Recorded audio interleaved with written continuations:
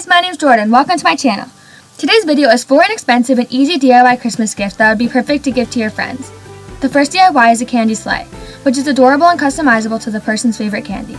You need a hot glue gun, candy canes, a full-size candy bar, preferably a Reese's or Kit Kat, smaller candy bars, which Hershey Nuggets work the best for, and finally ribbon. The first step is hot gluing the 2 candy canes on the bottom of the full-size candy bar with the hook facing up in the front to look like a sleigh.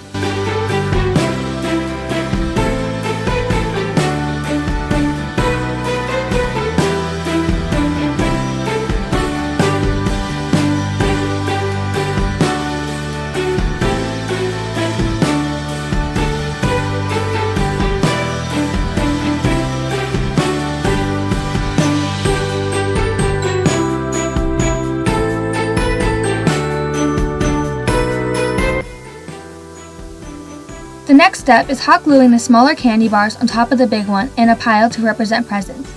I made mine into a stack of 3, 2, and then 1 on top.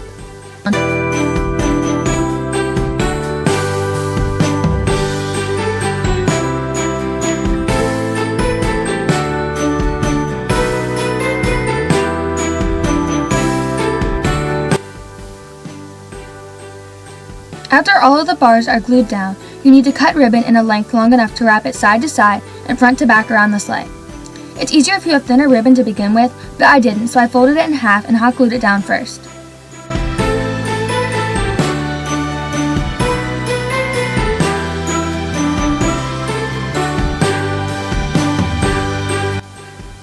After that, I just wrapped the ribbon around the sleigh, starting with front to back and on the bottom, crossing it over to go side to side. Then I tied it in the bow on top.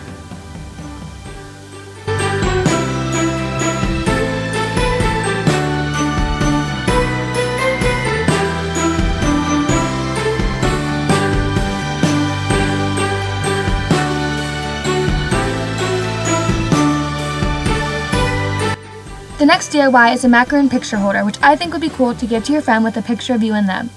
You will need white oven-baked clay, another color of clay of your choice, and bendable wire. You will also need wire cutters and benders.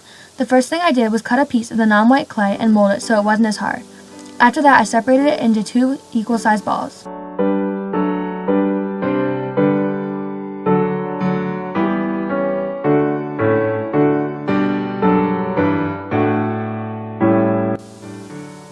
Then I smushed them down into little saucer-looking shapes. These are the top and bottom of the macaroon.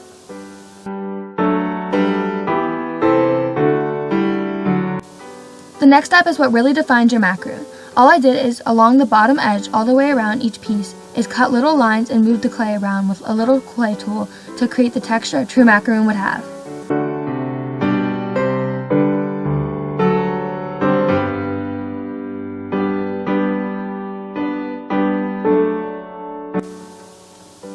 Next, I cut a small piece of white clay, molded it, and rolled it into a ball just like I did with the pink.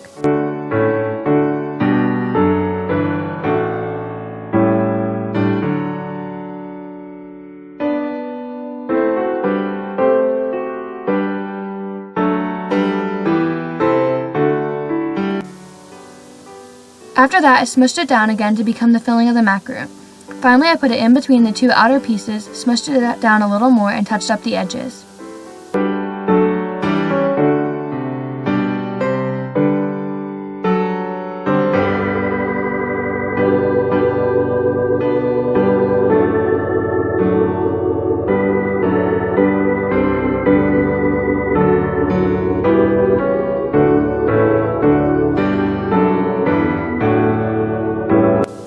Next, I took the wire and bent it down into a little circle at the top, leaving excess wire. Then I bent the excess wire upwards to create a spot for the picture to rest in.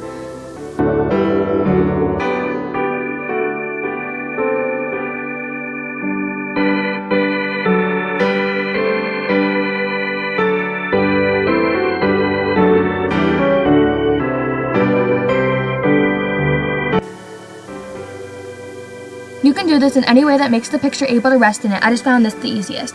Then I cut the wire down to the height I wanted it and stuck it into the macaroon.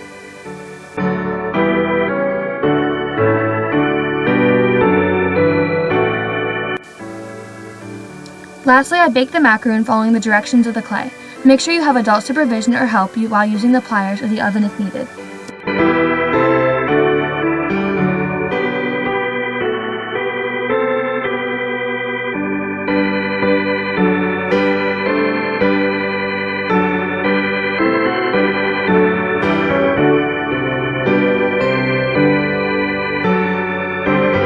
The next DIY is a Polaroid picture magnet. To make this, you need clay, a picture, Mod Podge, a paintbrush, and a hot glue gun. The first thing I did is cut off a piece of fairly large white clay and once again molded it and rolled it into a ball.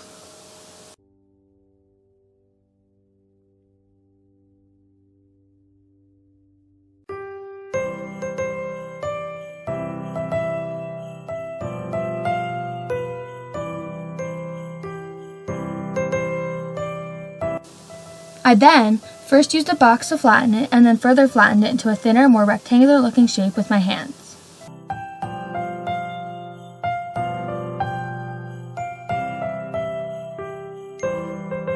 Then, either using a ruler or a grid like I did, I cut each side into a straight line. I also baked this in the oven following the clay instructions.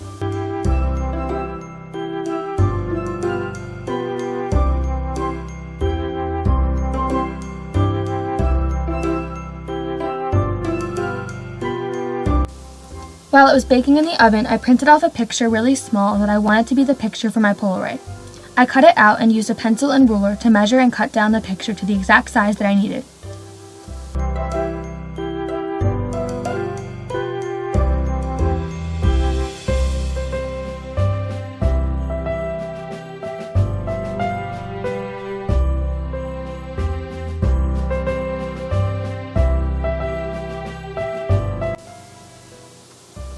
Then I covered the back of the picture in Mod Podge and glued it to the clay.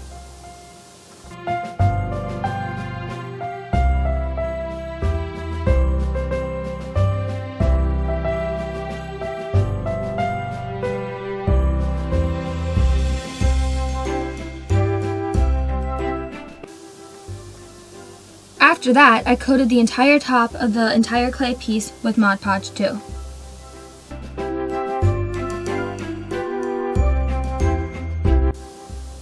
Once the Mod Podge dried, lastly I put a magnet on the back.